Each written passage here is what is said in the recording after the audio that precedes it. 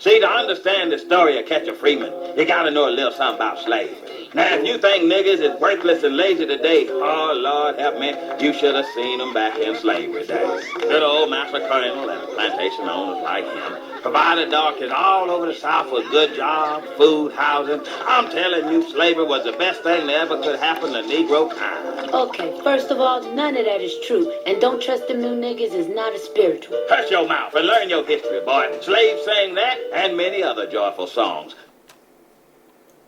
Call Allah Yahweh by Hashem, Yahweh Shai, by Hashem Rakakadash, the belongings to the elders and the apostles of GMS, the great millstone who grew well, and peace, love, and salutations to the Bayaf that were down the house of David.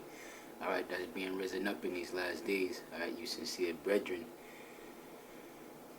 Alright, and a few sisters that, subscribe to the truth. So, this lesson has been on my spirit. Elder Apostle Tahar did one, I believe it was called the Uncle Ruckus Spirit. Alright, obviously Uncle Ruckus is he's an enemy combatant. That's what he is. He's a spy. Alright. He's a traitor. And throughout Yasha'Allah, throughout time, you've always had men that were traitors, basically,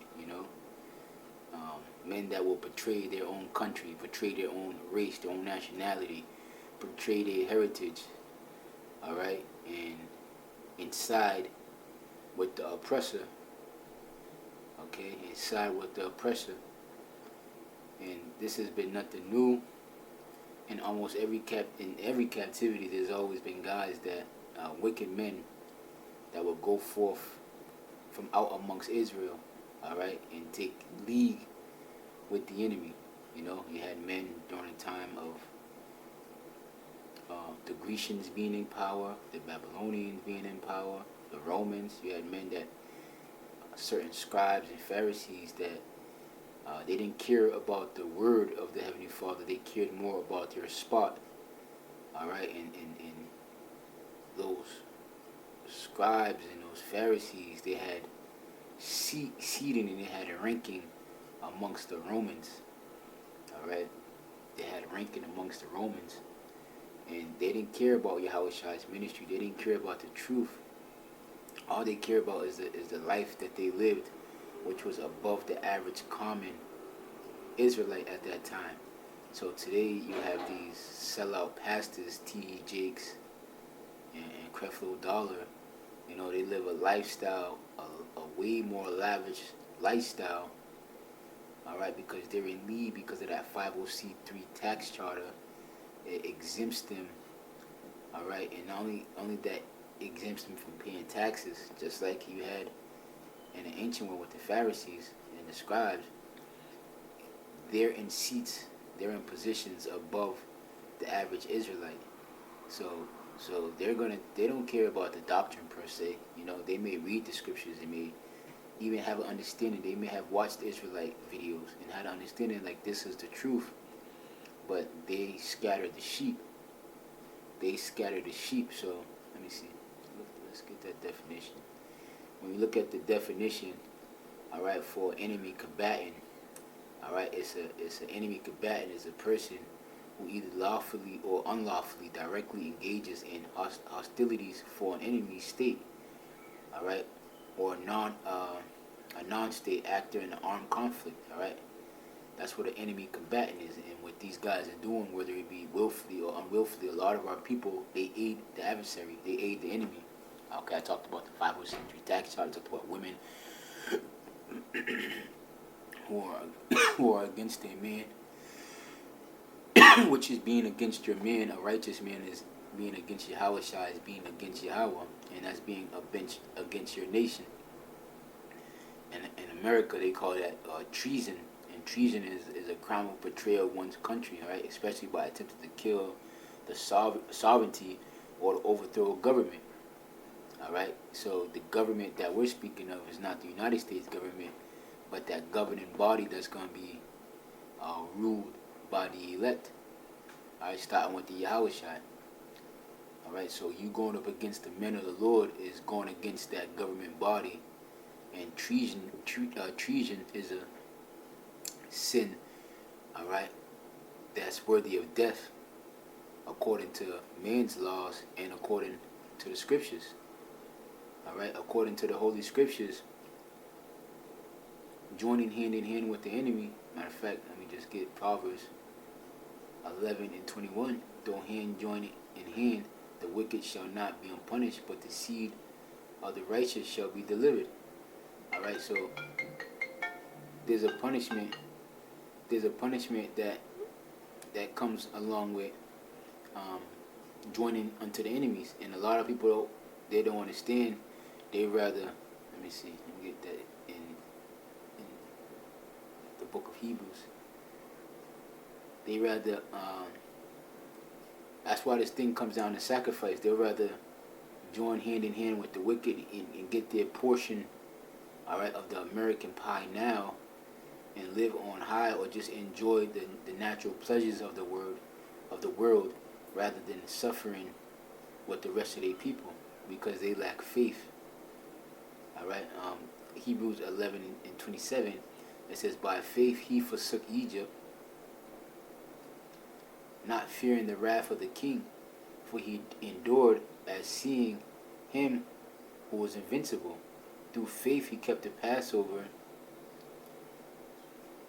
and the sprinkling of the blood, lest he that destroyed the firstborn should touch them." All right, now let me see. I'm gonna go up. I'm gonna go up to 23. By faith, Moses, when he was born, was hid 3 months of his parents, because they saw he was a proper child, and they not afraid of the king's commandments. By faith, Moses,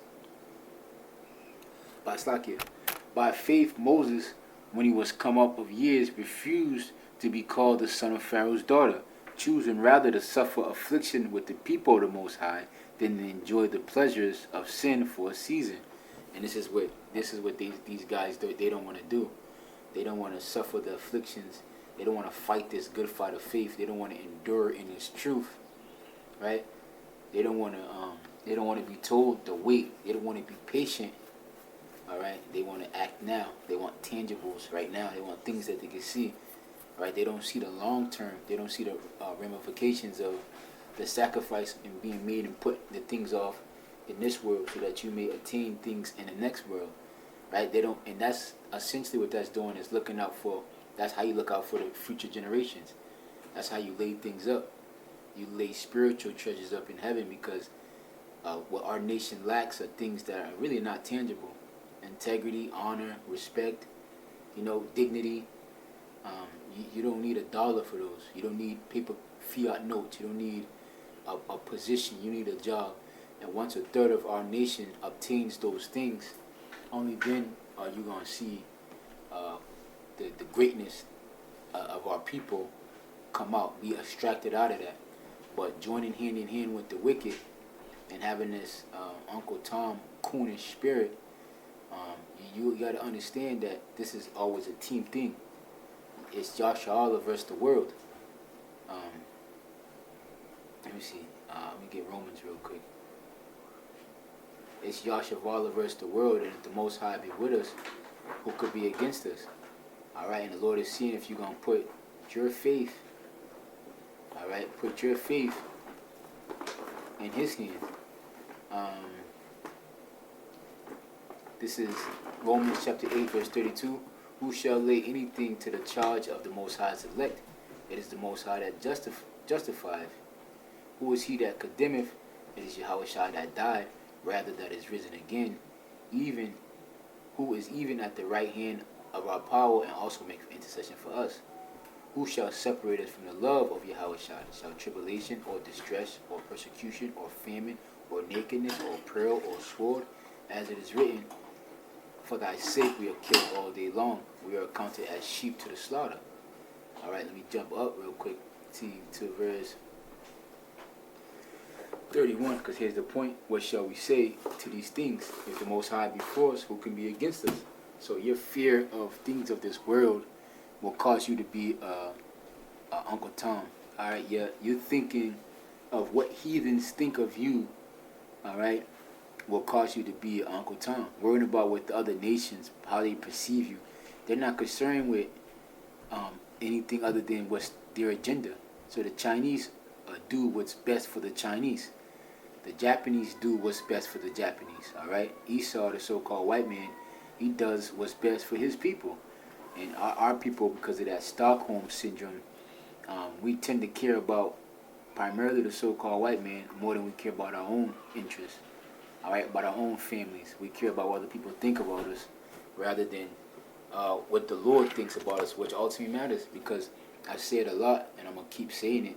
While we have our own heritage, we have our own culture, we have our own belief system, we have our own high holy days, all right? We're to be separate from them. Matter of fact, that word holy, Kadash, that's exactly what that word means. We're a separate people from these other nations, all right? Let me get this, Deuteronomy 7:6. It says, for thou art a holy people unto the Lord thy power. The Lord thy power hath chosen thee to be a special people unto himself above all people that are upon the face of the earth. Alright, so we're a separate people. Holy Kadash meaning separate. We're different from everybody else. Right? We're different from everybody else. So to try to be like them is being, if you're not holy, you're being wicked. And being wicked goes into being the same as everybody else. Because the laws were given to Yasharallah, they were given to Israelites. Right? That's why it says, Jeremiah 10:1, hear ye the word which the Lord spake unto you, O children of Israel. Thus saith the Lord, learn not the ways of the heathen, and be not dismayed at the sounds of heaven, for the heathen are dismayed of them. Okay, so the scriptures say, learn not the ways of the heathen. Right? When you take on their philosophies, when you try to vote, when you try to follow their customs, all right, Buddhism or being a Muslim, you know what I'm saying? You're learning their ways, man. And the thing about it is how we were programmed, how we were set up. We're a very spiritual people. We weren't set up. We weren't programmed to follow after their ways.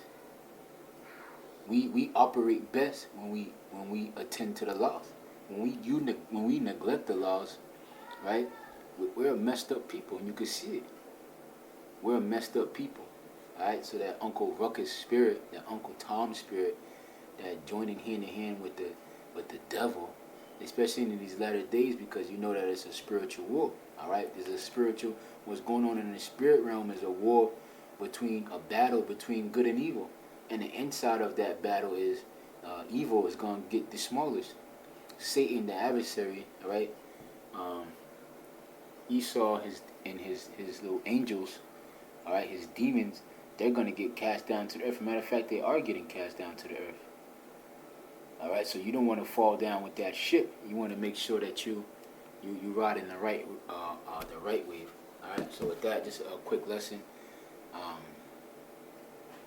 wanted to go into that spirit that's been on my mind to just spiritually chop down some strongholds of joining hand in hand with these people, man. They weren't set up to like us, and nor was you set up to like them. That's quite frankly, we're just better than them. The cream of the crop of you so-called blacks, Native American, Hispanic, you're the best people in the world, man. Hands down, spiritually, mentally, physically, and emotionally, in every which way. You're smarter, you're brighter, you have more salt. That's just how it is. And you're not to follow the ways after these other nations. All right, they're dogs. They're accounted as nothing. All right, all praises to the Most High. In the name of His only begotten Son, on the world alien called Jesus Christ. His proper name is Yahweh Shah Mashiach, that belongs to the elders and apostles of GMS, the great millstone, Ruel, and peace, love, and salutations to the Bayaf Dawadah. And to the next show, I say, Shalom.